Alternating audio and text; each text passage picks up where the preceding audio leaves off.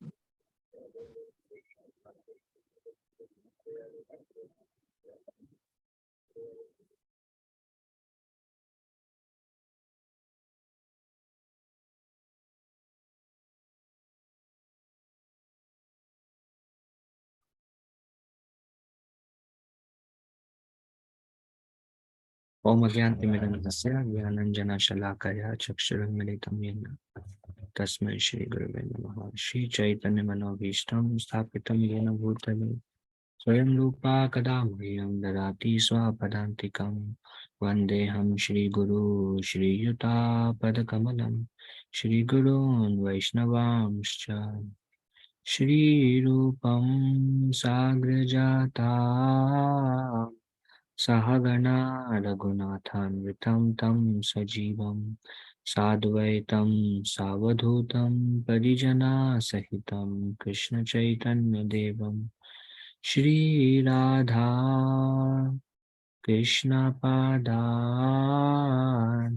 Sahagana Lalita Shri Vishakhanvitamscha He Krishna Karuna Sindhu Dinabandhu Jagatpate Gopesha Gopika Kanta Radha Kanta Namastute Tapta Kanchana Gaurangi Radhe Vrindavaneshwari Rishabhanu Sute Devi Pranamami Haripriye Vancha Kalpatarubhyascha Kripa Sindhu Evacha Patitanam Pavanebhyo Vaishnavebhyo Namo Namaha Jai Shri Krishna Chaitanya Prabhu Nityananda Shri Advaita Gadadhar Shri Vasadi Gaura Bhakta Vrinda Hare Krishna Krishna Krishna Hare Hare Hare Rama Rama Rama Hare Hare Mukham karoti vachalam pangum langayate girim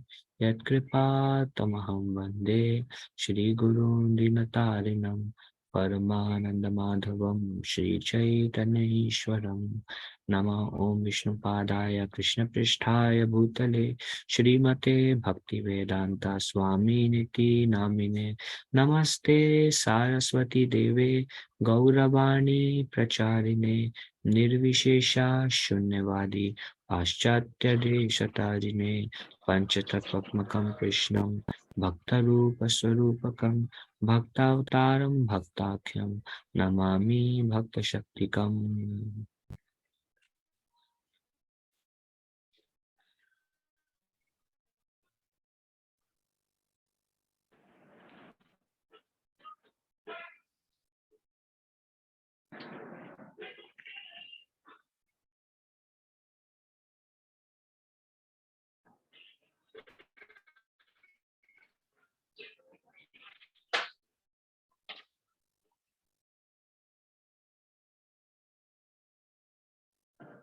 Okay, so today we'll try to finish this up to chapter 4th of Bhakti Rasamrita Sindhu by Srila Rupa Goswami, translated and commented by Srila Prabhupada. Now, what do great devotees desire? Previous, this is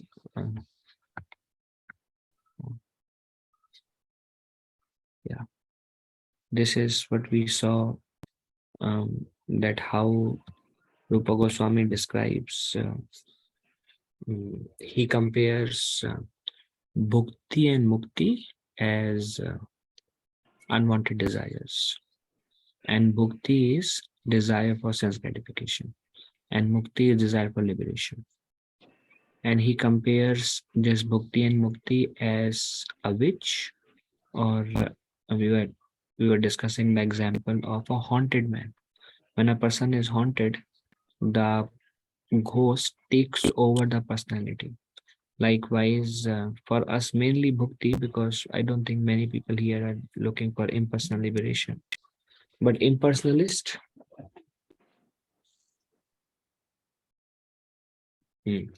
so bhukti and mukti, and this mainly for us, the desire for bhukti, or the desire for material desires, material, some kind of material comfort, material pleasure, in any shape and form. So this is compared to a constant, like when somebody, like when one is not liberated, one is constantly being haunted by such desires, and that becomes a hurdle in one's progress in one's Krishna consciousness. And this happens because of the contact with the modes of material nature, mode of ignorance, mode of passion, mode of goodness. And when we have the desire to enjoy, then it is said in 13th chapter Bhagavad Gita that a living entity is the enjoyer of the modes. The Supreme Lord is a transcendental enjoyer in a way that he enjoys only devotion of the living entity. So he is a transcendental enjoyer, and the conditioned souls is is an enjoyer of modes. And these modes influence us, they capture us, and they divert our desires. And that affect our chanting of Hare Krishna Mahamantra also, because the last offense describes it is one of the offense. It says one of the offense is to maintain material attachments even after understanding so many instructions on this matter. So this Prabhupada says we should discuss about it every day because we are constantly associating with the modes. And what happens because of our association at work, because of whatever association we may have, if we, what happens is we have a tendency to develop the desires of the people we associate with. We comes in, I mean, we are always, but the effect of modes of material nature, especially rajas and tamas, takes over and we are haunted. And then it suffocates our chanting experience and it absorbs our mind. Lord Krishna also says in Bhagavad Gita, for those who are too much attached to sense gratification, self-realization is a difficult task for them. And we also see prayers by Queen Kunti that she doesn't want any material opulence, birth, beauty, various things, because when we are tormented by those desires, then we cannot call out to Lord Krishna feelingly. Now, naturally, as long as we're in this material world, the taste for sense gratification is there. And that's what in Bhagavad Gita 4th chapter, Lord Krishna says that Vishaya vinivartante niraharasya dehina. So, although one may go away from the object of the senses, the taste for sense object remains. Taste remains. But then Lord Krishna says, but those who param drishtva nivartate, those who don't focus, although taste is there in the lower form of pleasure, but those who are not bewildered by such taste and they focus on the higher taste of Krishna consciousness, Krishna says they are rightly situated. So in current situation, like recently when His Holiness Radhanath Swami Maharaj was visiting Michigan, he was sharing that how this material energy is very, very difficult to overcome. And this is what Lord Krishna says in Bhagavad Gita, Mama Maya Dudatyaya. That Dudatyaya means it is very, very difficult to overcome the material energy of the Lord. But then it says, Mam eva ye prapadyante mayam etam tarantite. But when we take shelter of Krishna, then we can easily overcome it. And when we take shelter of Krishna is what is also called param drishtva. So this is something we see that we are haunted by these desires and that becomes an obstruction. Now we will see. So also it is described bhukti mukti siddhi kami sakalaya shanta. A person becomes unpeaceful. A person goes into anxiety. Why? There is a desire to enjoy, but I cannot enjoy. So he goes into shakalaya shanta means he is always in ashanti, in anxiety. Bhukti, sense pleasure. Mukti, liberation. Siddhi. Siddhi means some mystical powers or some way I'm better than others. That also can be compared to Siddhi. Bhukti, Mukti, Siddhi, Kami. Kami is desires, material enjoyment. Sakalaya Shanta. But one who takes shelter, Nishkama, one who becomes free from material desires, Nishkama, Atayava Shanta. He is always peaceful. And another aspect on this piece is Lord Krishna says in 5th chapter, verse number 29, Bhoktaram yagya tapasam sarva loka maheshwaram suhuridam sarva bhutanam gyatva mam shantim rachati. Bhoktaram yagya tapasam. That Krishna is a supreme enjoyer. Most of our anxiety comes because when we want to become the enjoyers, then we will become immediately dissatisfied. But when we understand Yagyanam, but when we understand that Bhokta Ram Yagya Tapasam, that Krishna is the enjoyer and Krishna is the proprietor of everything and everyone. Everything and everyone belongs to Krishna, and Krishna is the enjoyer. And Suhuridam Sarva Bhutana, and Krishna is the best friend. And something disturbs us, we take shelter of Krishna. Krishna, please help me in this situation. Krishna, please help me. Krishna, please help me. And then we turn to our spiritual master, turn to Prabhupada. And then we pray and we cultivate the higher taste. No matter what goes on, because the reason, another aspect of this material desire is the reason this material desire exists is because of our past karma.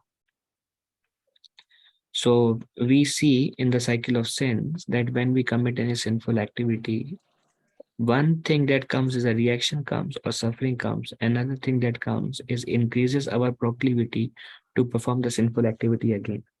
And whatever proclivity we have with a desire to enjoy or bhukti, whatever proclivities we have, is because we have sufficiently fed those proclivities in the past. And now they haunt us. Because, I mean, this is another conception that comes in sixth canto of Srimad Bhagavatam, that by performing austerities and by doing various things, one can get rid of the reaction of sinful activities, but the desire or the inclination to perform sinful activities remains. That only bhakti can remove that beach.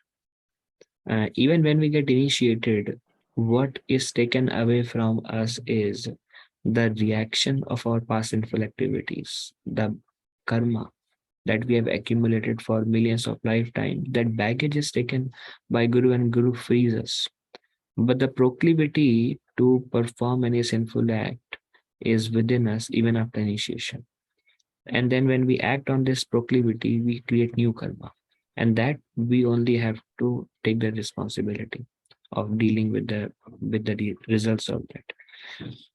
So this is something, a quick recap of how bhakti or material desire and mukti or liberation, they possess great obstacles. Now, so what do great devotees desire? Why it's important? Because scripture says, Mahajana yena kata sapanta. When we follow in the footsteps of the great souls, that is the best method to cross over the cycle of birth and death. So we saw what is unfavorable desire, and now we will see from Srimad Bhagavatam and other scriptures, what do devotees really desire? And we want to transform our desire from material to spiritual. But what are spiritual desires? We can see from some of the prayers that we will discuss now. So this is Uddhava when he met Lord Krishna. Uddhava says, "Oh my Lord, devotees who engage in the transcendental loving service of your lotus feet have no difficulty in achieving anything within the realm of four principles of religiosity, economic development, sense gratification, and liberation. But, O great one, as far as I am concerned, I have preferred only to engage in the service of a lotus feet." So here this is come from Uddhav Gita, and Uddhav Mahasaya is comes in 11th canto Bhagavatam. Uddhav is telling to Krishna, whoever takes shelter of you can have all these four desires. You want sense gratification, Krishna will give you.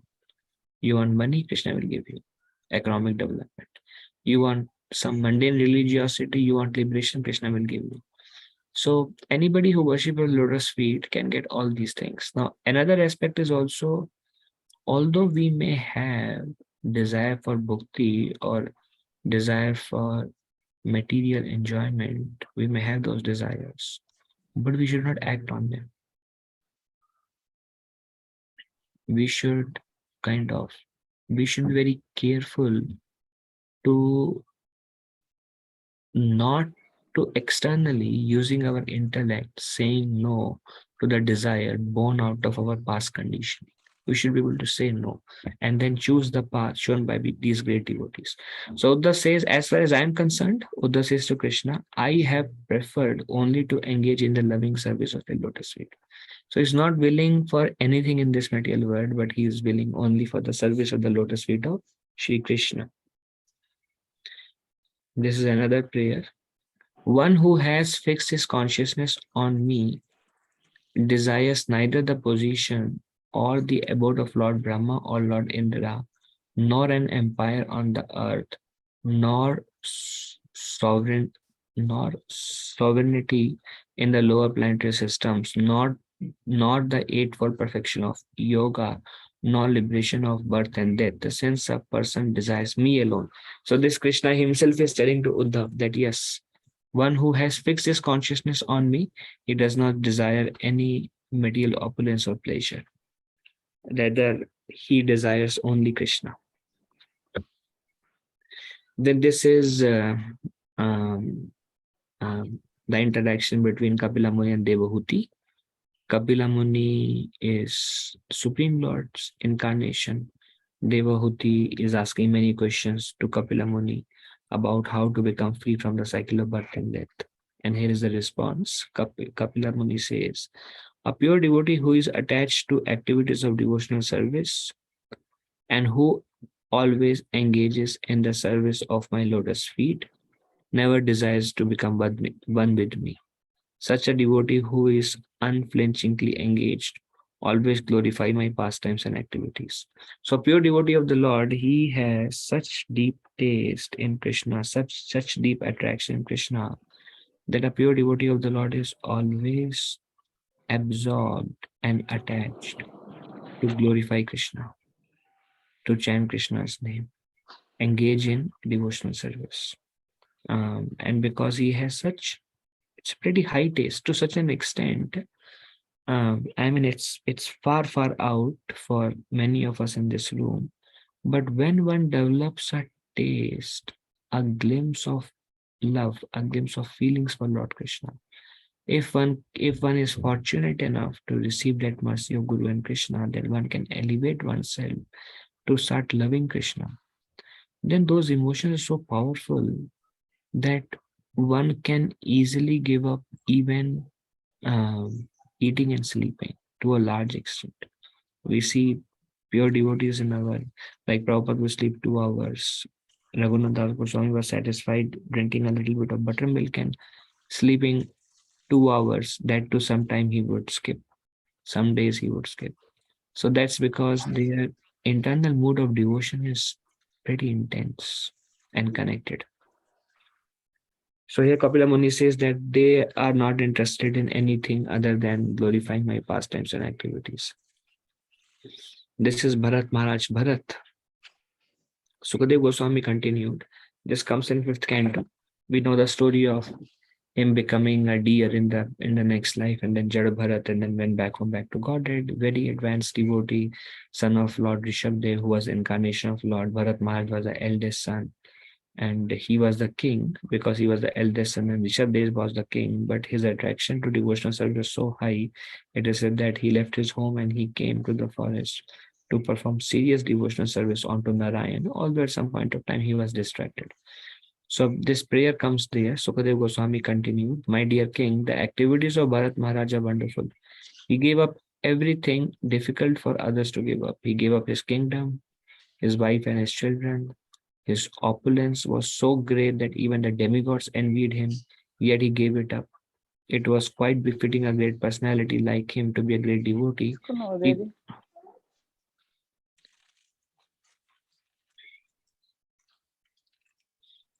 His opulence was so great that even the demigods envied him, yet he gave it up. He was quite befitting a great personality.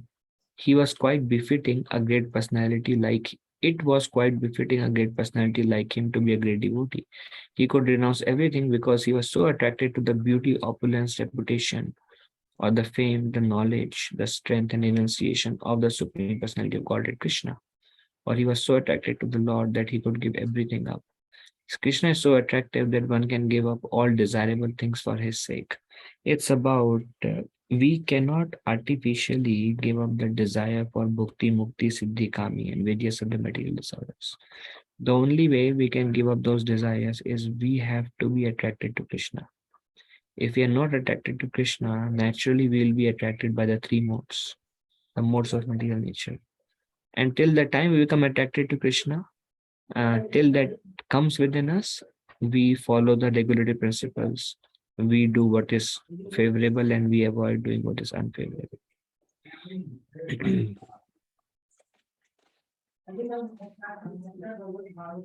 Then this is Maharaj Prithu's desire, Prithu Maharaj. My dear Lord, if after taking liberation, I have no chance of hearing the glories of your Lordship,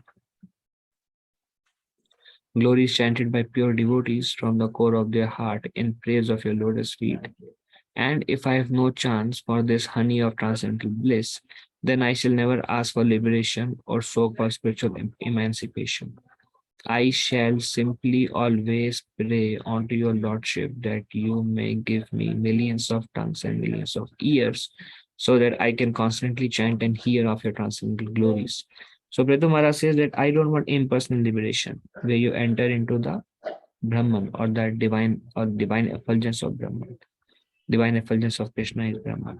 So Prithu Maharaj says, I don't want to enter into that because in Brahman or impersonal realization, they don't have any understanding of personality.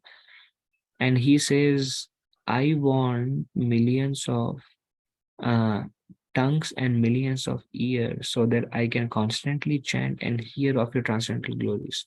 Prithu Maharaj says, I derive so much pleasure that I want to constantly chant your holy name. And I want to constantly hear about your glories, your activities, your pastimes. And I don't want impersonal liberation at the cost of these two things. This is what I want, is chanting and hearing. And also our taste in Krishna consciousness will develop by our chanting and hearing. Then only we can overcome the other material desires.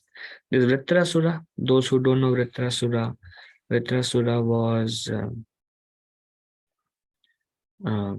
a king. His name was Maharaj Chitraketu, who was cursed. I'm not going in detail of the story, but who was cursed by the wife of Lord Shiva, because Maharaj Chitraketu smiled when Mother Parvati was sitting on the lap of Lord Shiva.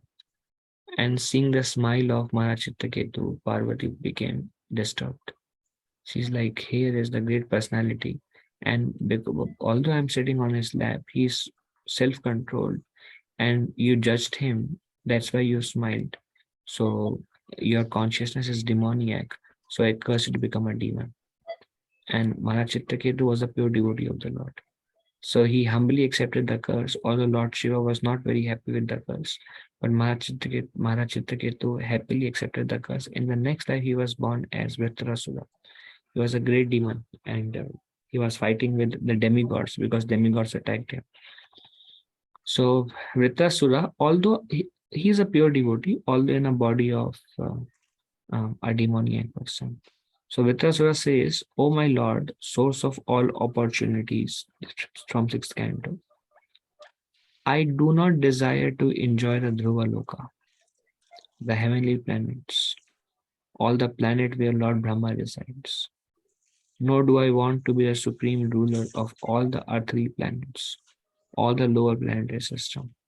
I do not desire to be master of the powers of mystic yoga, nor do I want liberation. All I wish for, my Lord, is your association and transcendental service eternally.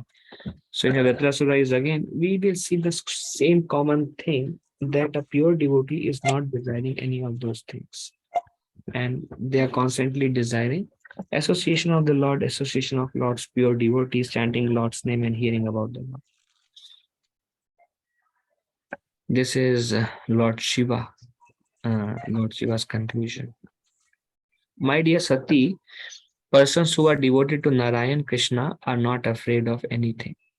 Um, this is actually when Parvati Devi, she cursed Chitraketu Maharaj. Chitraketu Maharaj humbly accepted the curse and he left. At that time, Lord Shiva spoke this verse to Parvati in 6th canto Bhagavatam. I think it's 6th canto. Yeah, 6th canto. My dear Sati, persons who are devoted to Narayan Krishna are not afraid of anything.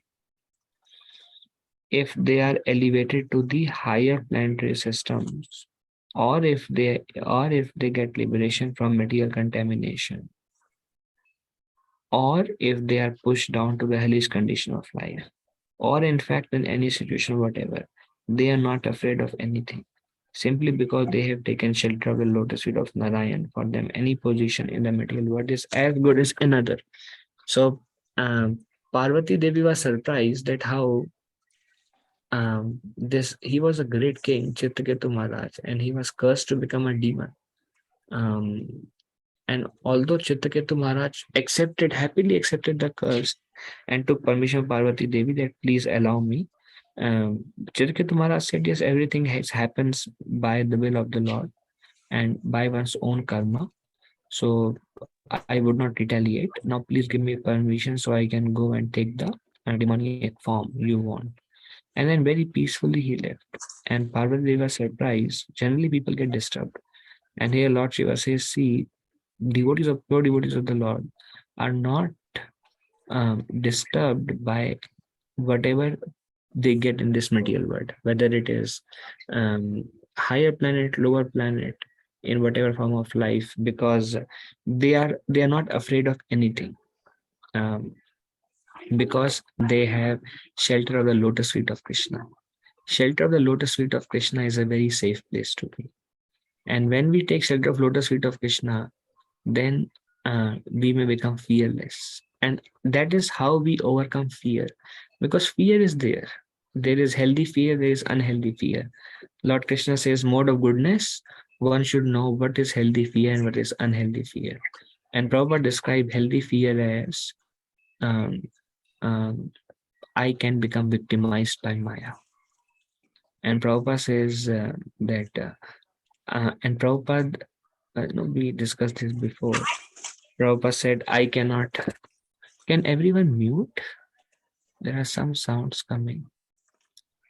So Prabhupada said that I cannot become victimized by Maya because I'm always praying to Krishna.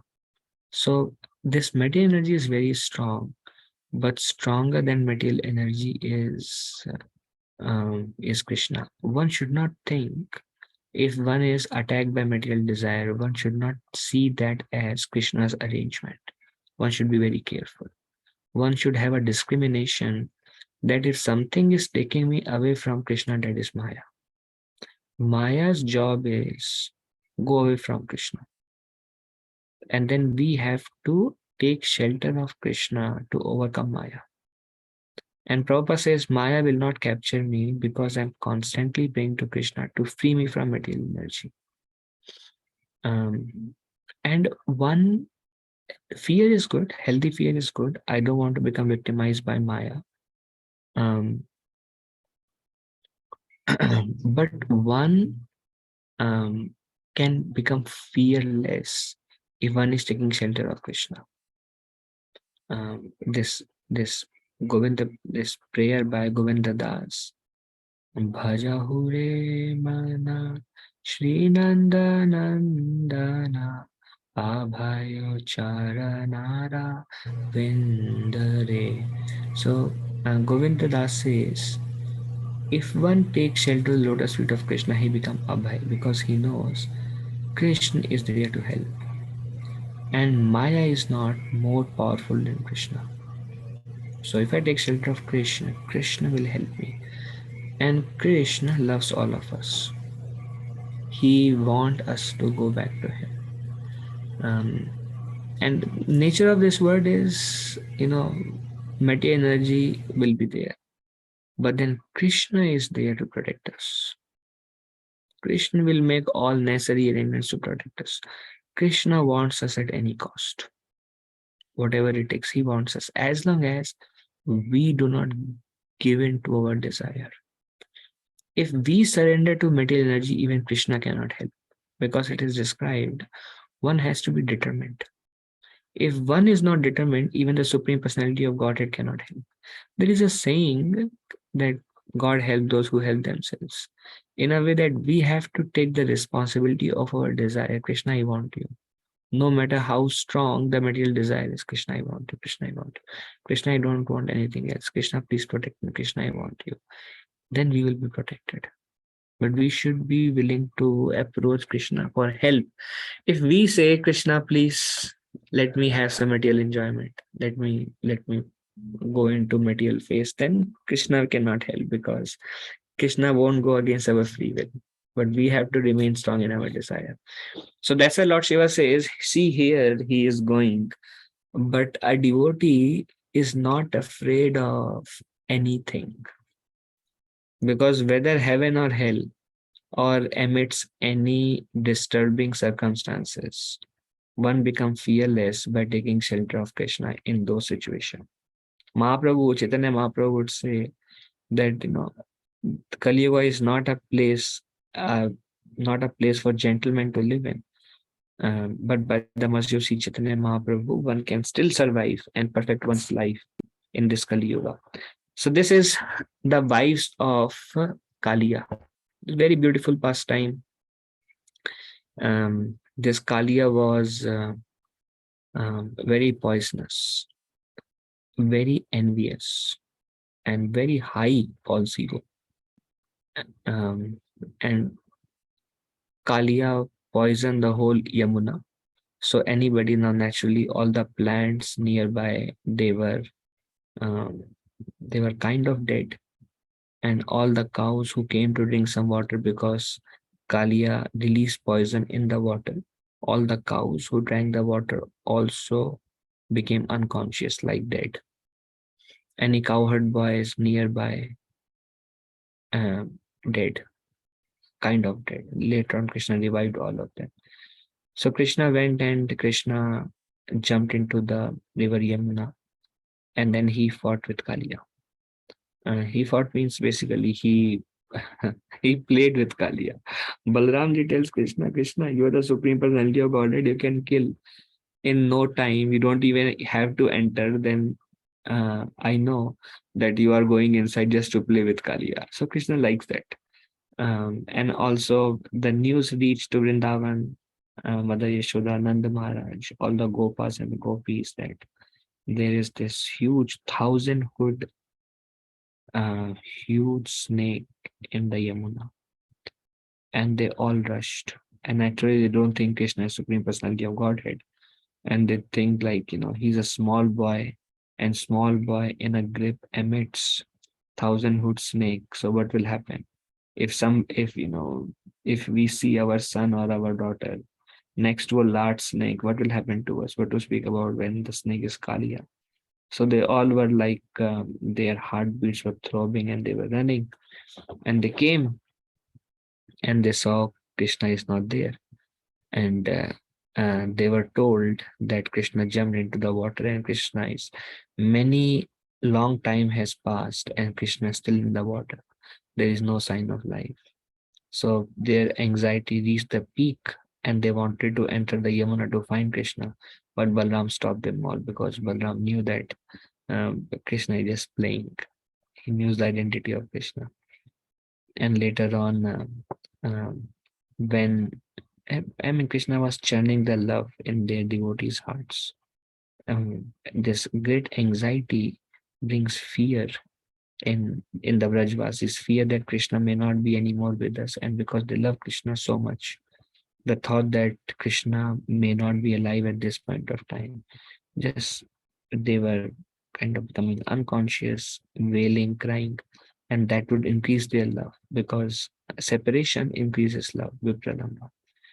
So when they were at the peak of almost about to leave their consciousness out of anxiety, out of pain from separation from Krishna.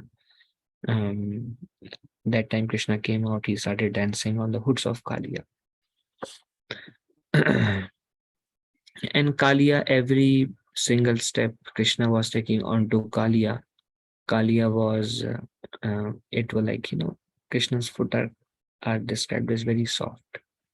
Um, but when they fell on Kalia, it was like this, how it is described, it was like thunderbolt for Kalia. Uh, from outside to inside, Kalia was shaken up by every step. Krishna was dancing on the hood, and Kalia was shaken up. He started emitting poison and blood from all of his hoods. All the fangs of Kalia were broken, and Krishna already decided that he will kill Kalia now. But at that point of time, Kalia's wives, they're also snakes. They are shown in this way, but they came and they are called Nagapatnis, the wife of Kalia, and they offered beautiful prayer to Krishna to forgive Kalia. And they said that we know Kalia, we know how envious he is and how much false ego he has. We also wanted him to die because of his atrocities upon us and all living entities. But now, after your dancing, after your feet has touched the lotus feet, the hoods of Kalia, we can see, we are his patnis, we can see that he is purified. He is lamenting. He is begging forgiveness. So he has transformed, my Lord. So please forgive him now. So then Krishna forgave Kalia, but he said, I'll forgive you, but you cannot stay in Vrindavan. You have to go. Um, and then Kalia, this is a very beautiful, beautiful story. So Kalia told Lord Krishna that Krishna, where will I go? Because if I go anywhere, Garuda will kill me. So Garuda is like an eagle bird. Garuda is a carrier for Lord Vishnu. And some point of time in the past, Garuda was, Garuda eats snakes because eagles eat snakes. So her food is snake. But it is described that anybody Garuda would eat, they will be delivered and attain Vaikuntha planets, love of God, because Garuda is pure devotee of the Lord. So at some point of time, um, uh, Garuda, these, um, um, like Garuda would eat anyone and everyone, like eating snakes. So at one point of time in the past, all the snakes were very much concerned. And then they decided that we will give you one snake or these many snakes every day. And please leave all the remaining snakes. Please leave everybody aside and we'll give you ourselves. So at least nobody else will be in fear. Garuda was okay. So they would offer some food to Garuda, and Kalia was very envious. So Kalia would eat the snakes which were meant for Garuda. Garuda became very angry. So Garuda wanted to take revenge on Kalia, and Garuda is very powerful. So Garuda wanted to kill Kalia, and Kalia knew that Garuda is way more powerful than me. So then Kalia knew that there is a curse on Garuda, that Garuda cannot enter into the waters of Yamuna. Garuda was cursed. So that's why Kalia took Yamuna as the home out of fear from Garuda. So when Krishna asked Kalia to leave Yamuna, Kalia was thinking, if I leave Yamuna, certainly Garuda will kill me.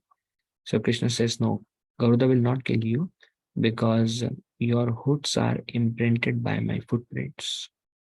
Because my mercy is on you, Garuda, by seeing. So immediately Krishna looked up, Krishna looked at Garuda, and Krishna signaled that Kali is my servant now. Garuda paid obeisances and Garuda left. Garuda is pure devotee of Krishna. So then Kalia left Yamuna.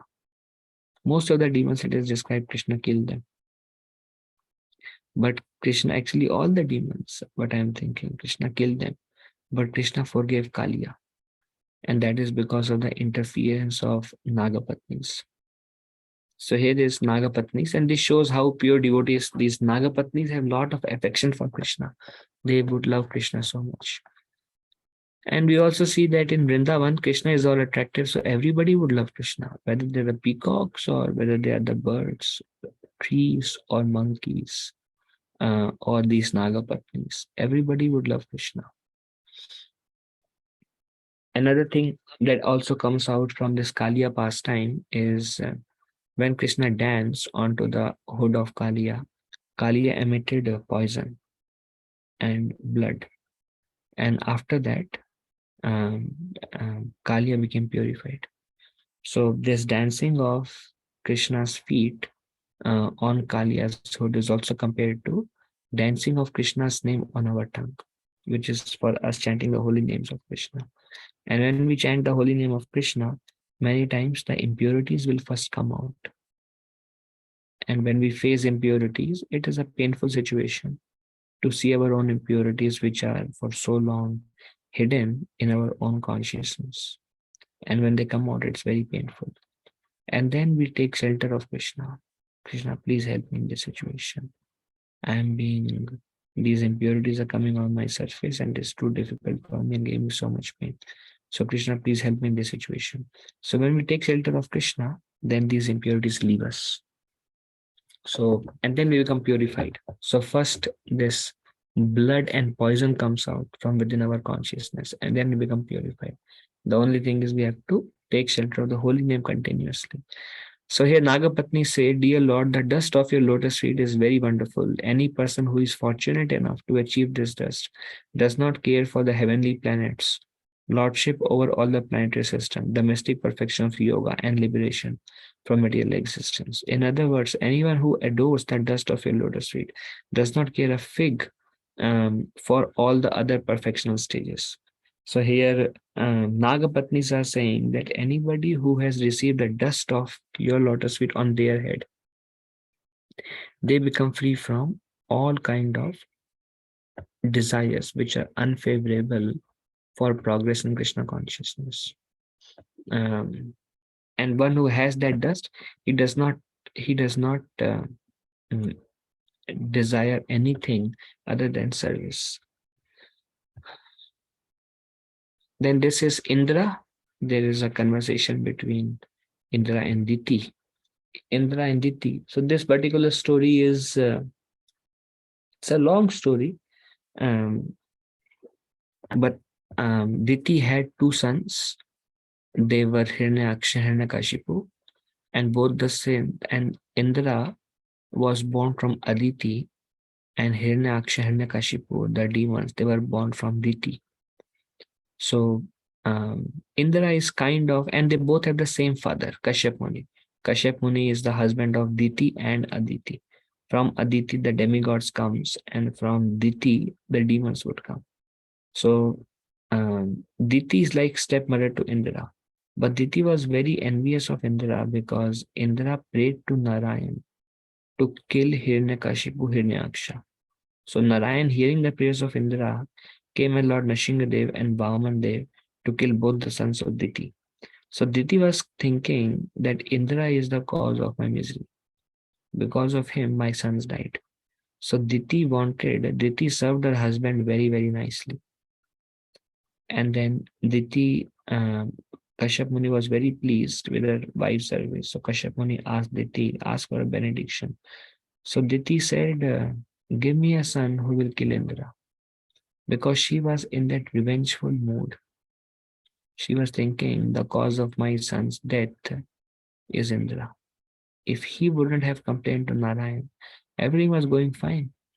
Um, so then Kashyap Muni, it's a long story.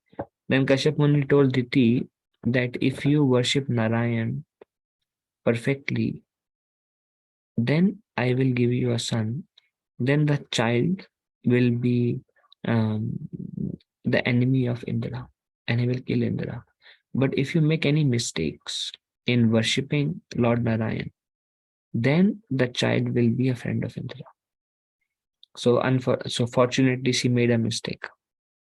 Anyways, later on, Diti lamented to Indra and Indra also lamented. So here Indra is speaking, my dear mother, persons who have given up all kind of desires and are simply engaged in devotional service to the Lord know what is actually their self-interest. Because material desire is not in our self-interest. And the reason it is called Maya or illusion because it's an illusory, because the happiness is illusory.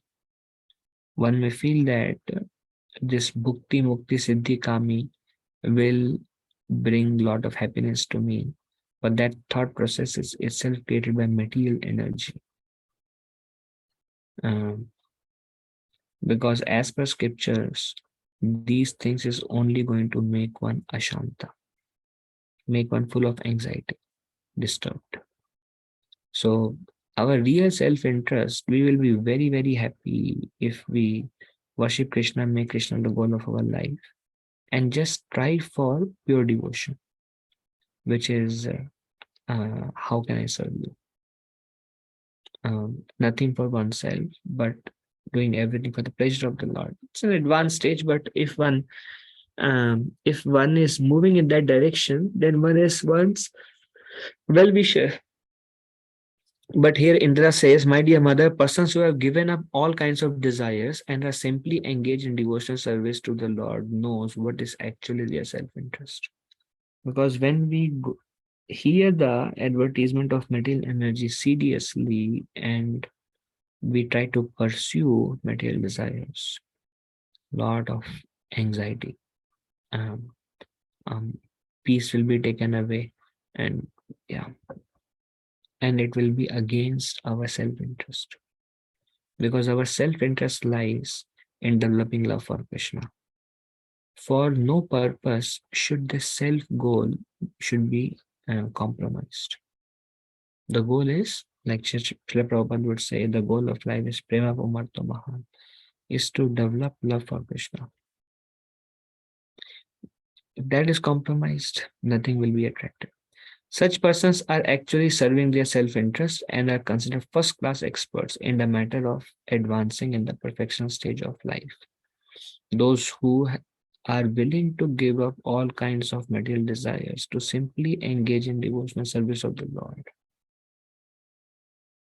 and not be deviated once begin, continue engaging in service of the Lord, then one knows what is one's own real self-interest.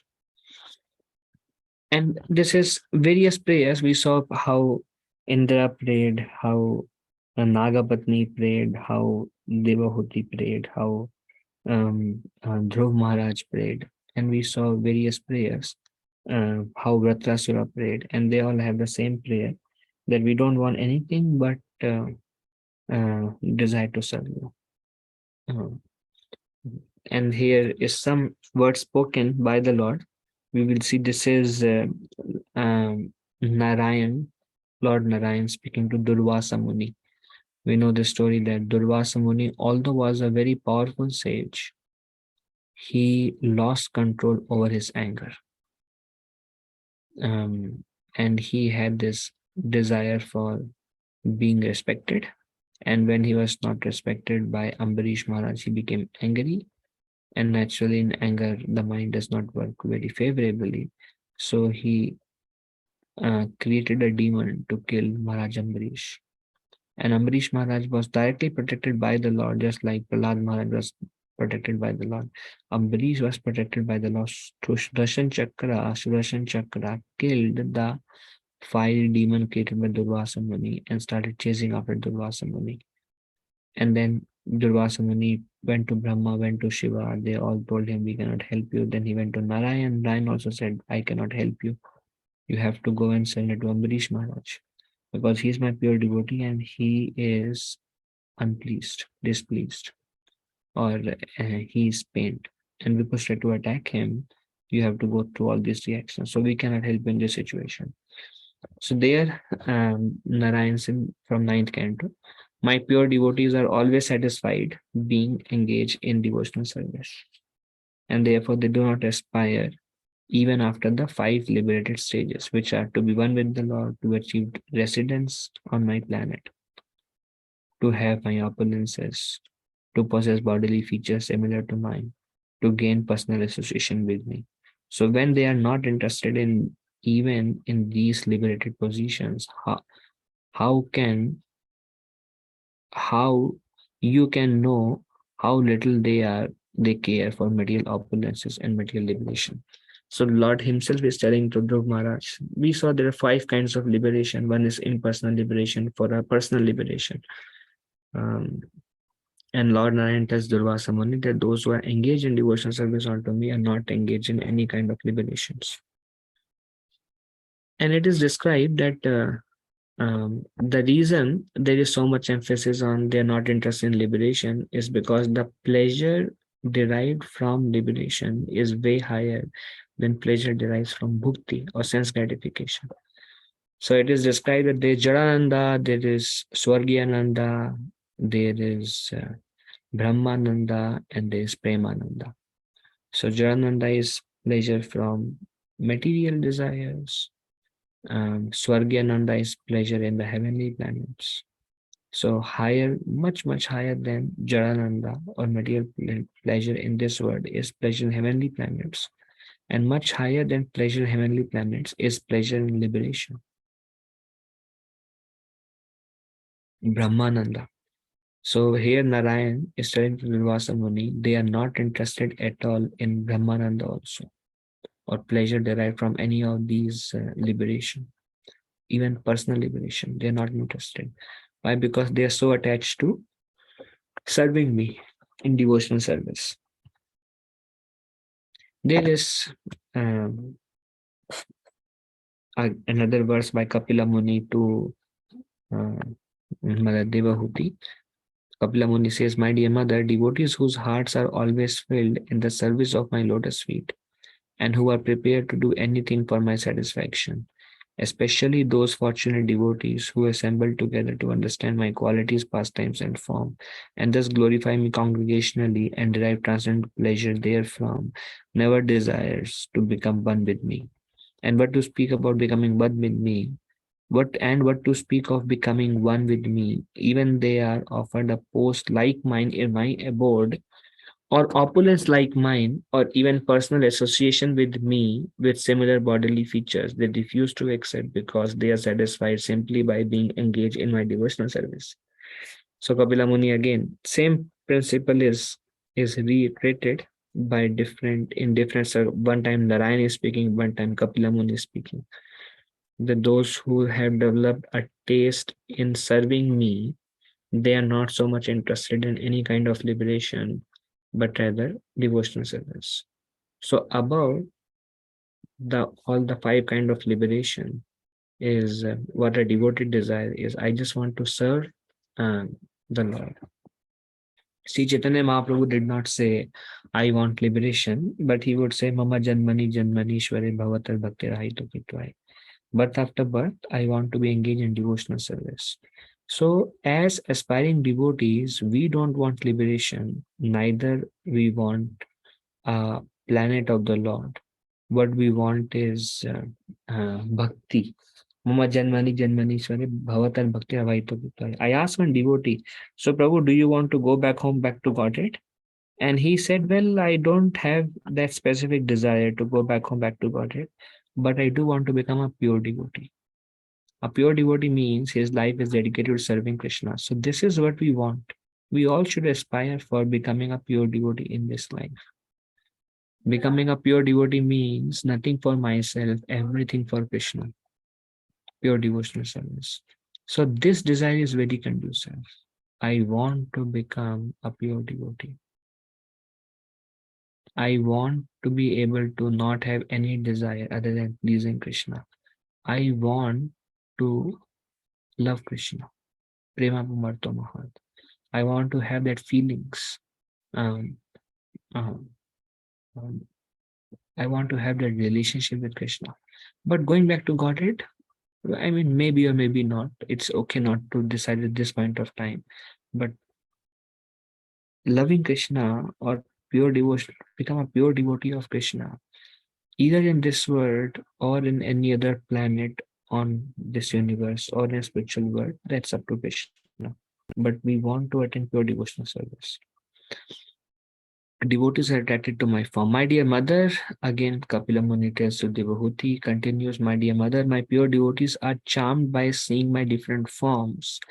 The beauty of my face, the structure of my body so enchanting, my laughing, my pastimes. and my glance appear to them so beautiful that their minds are always absorbed in thoughts of me and their lives are dedicated fully to me. Although such people do not desire any kind of liberation or any kind of material happiness, still I give them a place among my associates in the Supreme Abode. So again, reiterating that Kapila Muni says that my pure devotees are very much attracted to me, that they don't want anything else. Rupa Goswami says this is again, one can realize it based on one's own advancement. But Rupa Goswami makes a statement that please don't, if you are interested in material pleasures of this world, then Rupa Goswami says, please don't go on the bank of Yamuna and look at the threefold bending form of Krishna playing his flute. Please don't go on the bank of Yamuna to look at the three-folded bended form of Krishna playing his flute. Don't do that, because if you do that, you will lose all um, desire to enjoy in this world, because you will be so much attracted to Krishna. Naturally, it's a it's a metaphor or allegory, which basically means that try to see Krishna on the bank of Yamuna playing his flute and be attracted to that form. And attraction to Krishna can only take us away from any other desire. And we discussed last week that to practice devotional service, it doesn't need any qualification, just agyat sukriti. But to practice pure devotional service, one has to become free from all desires. Anya bilashitam shunya. And we see here that pure devotees, they are willing to let go of all desires to favorably serve Krishna. Then this is another example. Those who are already promoted to the Vaikuntha planets and who possess, this is from the purport, we are coming to the end of this chapter. Those who are already promoted to the Vaikuntha planets and who possess the four kinds of liberation may also sometimes develop affection for Krishna and become promoted to Krishna Loka. So Prabhupada says even those in Vaikuntha planets, they may hear about Krishna's pastimes. And we see here there is a Vaikuntha opulence and there is a sweetness of Krishna. Playing his flute with Balaram and friends, with the cows in Vrindavan, with the sweetness of forests and peacocks. And below we see there is worship in the mood of awe and reverence of Lakshmi Narayan. So here Prabhupada says that those who are in Vaikuntha planets and who have all kinds of liberation may also sometimes develop affection for Krishna and become promoted to Krishna Loka. And one particular example in this is Lakshmi Devi herself, when she witnessed Krishna's pastimes, especially Krishna's Ras Leela pastimes. She saw Krishna dancing. She was so attracted to Krishna's pastimes, she developed a desire. I want to experience that, because Narayan Krishna same, but Narayan is in a mood of opulence. Krishna is in his full manifested form of sweetness. So she was very much attracted to Krishna. And then it is said that she is still performing austerities in Vrindavan. In Braja, there is a forest called Bilvavan. So it is said that Lakshmi Devi today also is performing austerities to get entrance into Krishna's pastimes. So that shows that how devotees from Vaikuntha may also develop a desire to participate in the sweet pastimes of Krishna. Out of many kinds of devotees of the Supreme Personality of Godhead, the one who is attracted to the original form of the Lord, Krishna in Vrindavan, is considered to be the foremost, first-class devotee. Such a devotee is never attracted by the opulence of Vaikuntha or even of Dwarka, the royal city where Krishna ruled. The conclusion of Srila Rupa Goswami is that the devotees who are attracted by the pastimes of the Lord in Gokul or Vrindavan are the topmost devotees. So Prabhupada says, above Vaikuntha planet there is Ayodhya. Above Ayodhya there is Mathura. Above Mathura there is Vrindavan, which is the topmost planet. And in Vrindavan, Govardhan and Radhakund. We discuss in Nectar of Instruction seminars. So Prabhupada says the conclusion of Rupa Goswami is that the devotees who are attracted by the pastimes of the Lord in Gokul or Vrindavan are the topmost devotees. Okay, one more slide. A devotee who is attached to a particular form of the Lord does not wish to redirect his devotion to other forms. For example, Hanuman, the devotee of Lord Ramchandra, knew that there is no difference between Lord Ramchandra and Lord Narayan, and yet he still wanted to render service only unto Lord Ramchandra. That is due to the specific attraction of a particular devotee. There are many, many forms of the Lord, but Krishna is still the original form. Though all of the devotees of the different form of the Lord are in the same category, still it is said that those who are devotees of Lord Krishna are the topmost in the list of all devotees. So Prabhupada describes that devotees have natural affection to a particular form of the Lord, like Hanuman was very much attracted to Lord Ramchandra. Likewise, we may have inclination towards serving a specific form of the Lord. It can be Narayan, it can be Lord Ram, or it can be any other form of the Lord. Um, and that is very good. They are all ultimately expansion of Krishna, and there is no difference from one aspect between them and Krishna. They're all self and supreme personality of Godhead. Still, Prabhupada says, though all the devotees of the different form of the Lord are in the same category, still it is said that those who are devotees of Lord Krishna are the topmost in the list of all devotees. Okay, so that brings us to the end of this third and fourth chapter. We'll see if there is any discussion. Otherwise, we begin with the fifth chapter of NOD next week. Hare Krishna, Prabhuji, Dandat Pranam. Dandat Pranam, Prabhuji. Hare So, Krishna. Prabhuji, my inquiry, thank you, Prabhuji, for the session. Very attractive from a sadhaka point of view, Prabhuji. Prabhuji, my inquiry was on the determination. Like I heard that, we hear that Krishna will not help unless we are not determined to give up the material inclinations that way. So, Prabhuji, my inquiry is, what is the actual form of that determination? So, what I'm trying to ask, like, I am determined that I will not give up to the material options that are coming because it is not pleasing to Krishna. It is not favorable for my devotional life, so I will give it. That is one form. Other form is that this situation has come, but I will. I am pretty sure that my Lord will protect me, and He will save me from this. And that is one form of determination. So, which is safest, Prabhuji?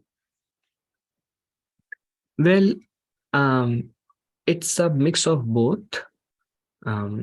We see a desire may come, then we consciously look into our desire, and then we see, okay, is it favorable for my Krishna consciousness? It is not favorable. Then the answer would come based on, generally the answer would come, well, it is not favorable for my Krishna consciousness. But it will be nice to fulfill this desire, but it is not favorable for my Krishna consciousness.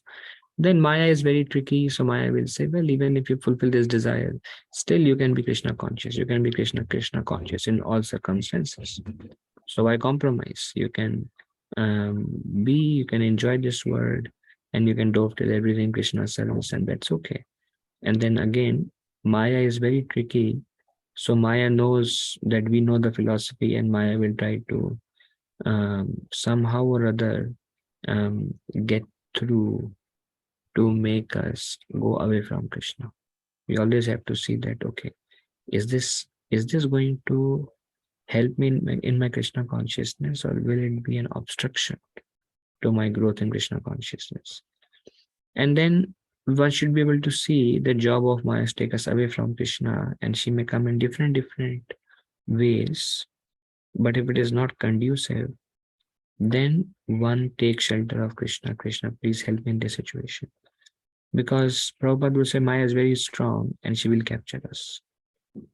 And any material desires, more we contemplate, it again leads us to bondage. So then the only shelter remains, and we know that she is beyond us. So the only shelter remains is Krishna, please help me. Krishna, please help me. Krishna, please help me. So one has to be determined not to give in to anything unfavorable for my Krishna consciousness. And what is unfavorable for our Krishna consciousness, or what is the weak link for us? This we all have to identify for ourselves. It can be anything. So one should have determination to say no to Maya and to take shelter of Krishna. If we do not rightly use our free will and say it's okay, then even Krishna cannot help. And the example where it comes from is Kala Krishna Das. He was attracted to this gypsy woman. He went, although in the inner core of his heart, he knew that this is not good for me. I am leaving the association of Lord Chaitanya and I will be deviated from my path. But this is not conducive for me.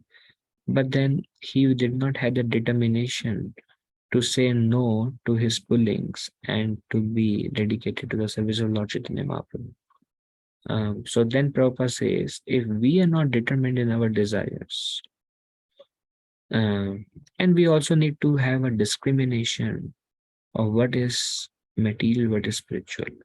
If you're not able to determine, then we can, ask other devotees that, okay, to help understand the situation, because many times when we are in a situation, we become clouded by our own desires. So identification and then being determined, that helps. Does it answer, Prabhuji? Yes, Prabhuji, it is helpful. I mean, it is like more of the thing that this dirty mind doesn't want to hear. But Prabhuji, I totally agree. Yes, Prabhuji, because I was thinking like, because then one may end up into like that my cause of becoming conscious about Krishna is my determination and less of Krishna's mercy. So I was a little contemplative on that aspect, Prabhuji. Well, determined to say no and then taking shelter of Krishna. Krishna, please help. We understand that I cannot fight Maya, but I don't want this. Whatever it is. I mean, we have to see material desires can have many forms and shapes, and in many ways it can come. For individual, it's different. That Krishna helps us. But we need our determination that we want to do what is favorable for Krishna.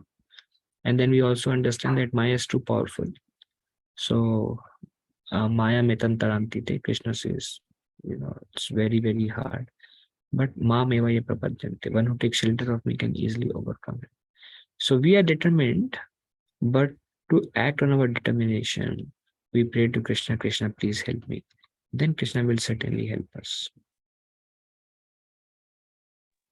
Yes, Prabhuji, completely in sync, Prabhuji.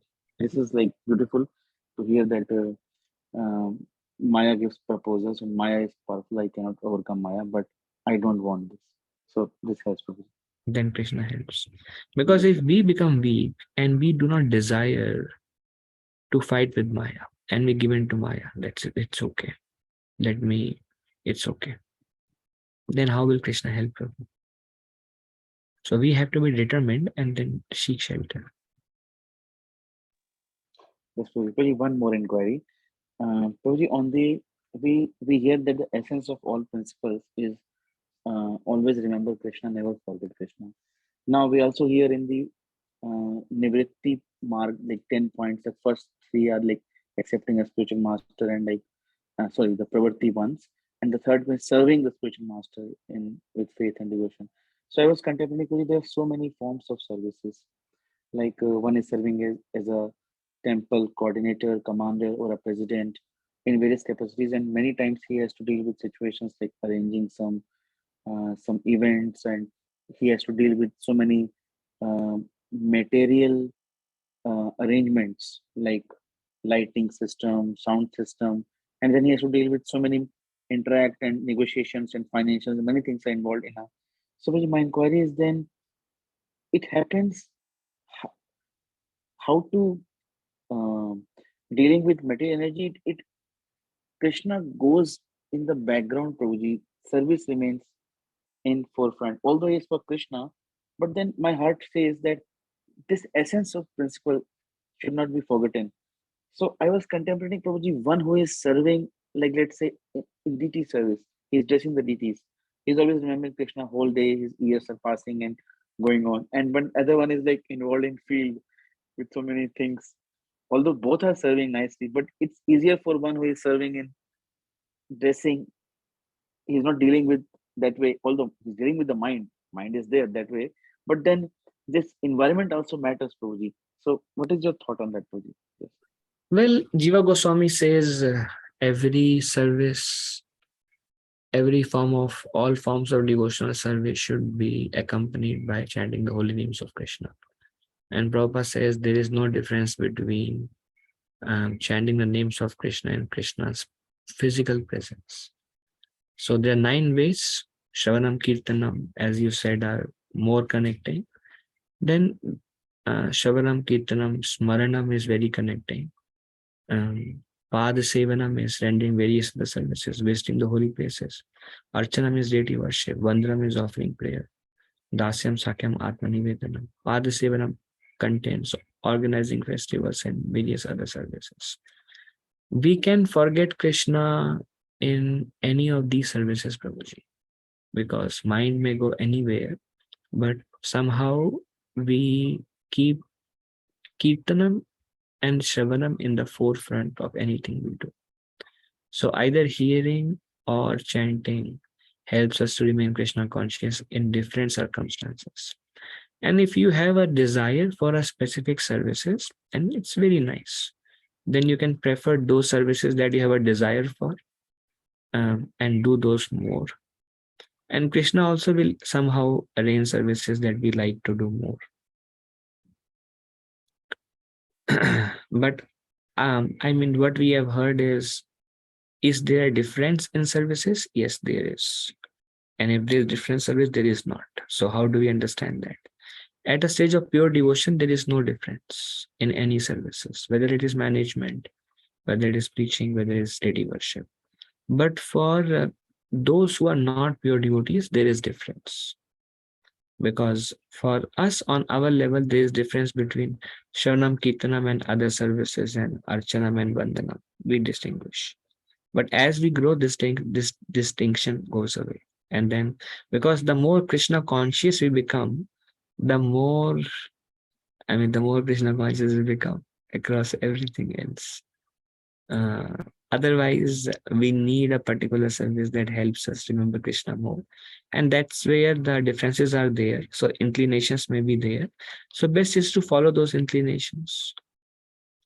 And if we somehow have to do other services, which are very nice also, then accompanied by Shravan Kirtan through headphones or some way.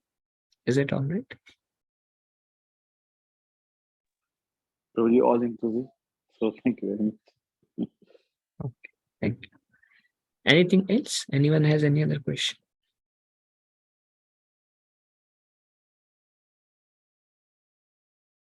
Okay. Okay. Thank you all very much. We'll end here. Vanchakalpa tarubhyascha kripa sindhubhya eva cha patitanam pavanebhyo vaishnavebhyo namo namaha. Ananta Koti Vaishnavendra ki Rashila Prabhupada. Thank you very much. Prabhuji and Mataji, Dhanavad. Hare Krishna.